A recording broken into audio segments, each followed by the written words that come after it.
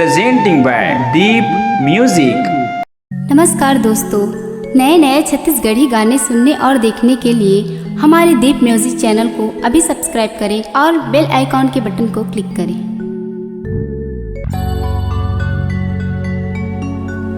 छत्तीसगढ़ मां सतनामी के जात बड़ा मशहूर है। थोड़ा नरम थोड़ा गरम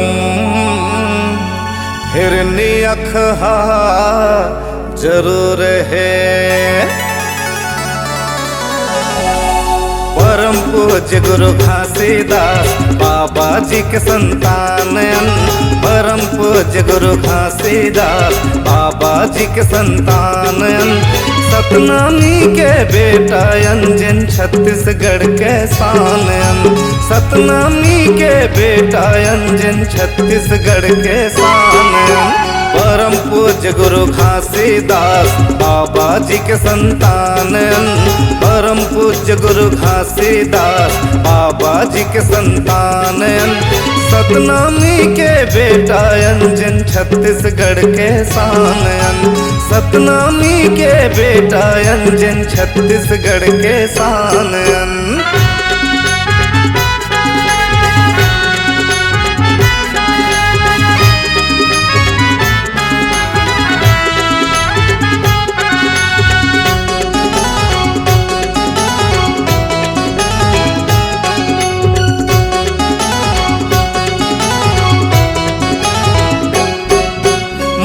मनखे माँ हम भेद नहीं जाने, सबोला सगा कुटुम का समाने।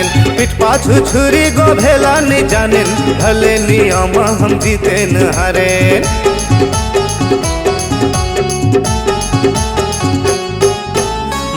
मनखे माँ हम भेद नहीं जाने, सबोला सगा कुटुम का समाने। पिठ पाछू छुरी गो भेला नहीं जाने, भले नियम हम जीते न हारे। राजा गुरु बालक दास के हम तो जी संतान। राजा गुरु बालक दास के हम तो जी संतान। सतनामी के बेटा अंजन छत्तीसगढ़ के शान। सतनामी के बेटा अंजन छत्तीसगढ़ के शान।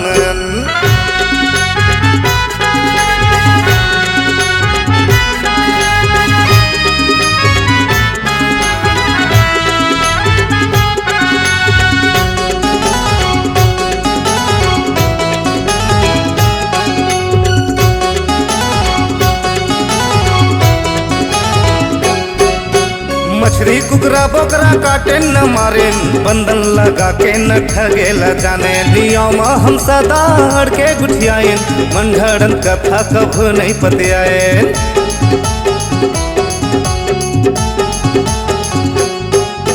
मछली कुकरा बोकरा काटे न मारे, बंधन लगा के न ठगेला जाने। नियम हम सदा अड़ के गुठियाए, मनगढ़ंत कथा कभू नहीं पतियाए।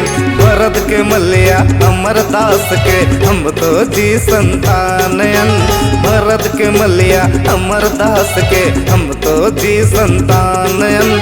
सतनामी के बेटा अंजन छत्तीसगढ़ के शान।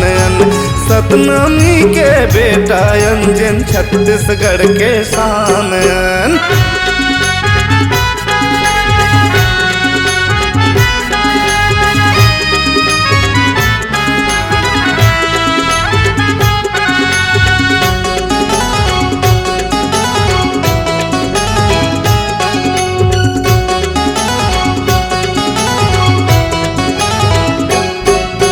दहेज के खातिर बहुला नहीं मारे, विधवा नारियल दर्जा देला जाने। बेटी बेटा ला पढ़ाए लिखाए, सेवा बर नौकरी में लगाए।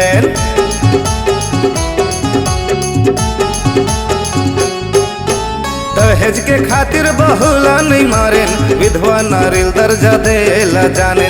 बेटी बेटा ला पढ़ाए लिखाए, सेवा बर नौकरी में लगाए। ममता मई मिनी माता के हम तो जी संतान। ममता मई मिनी माता के हम तो जी संतान।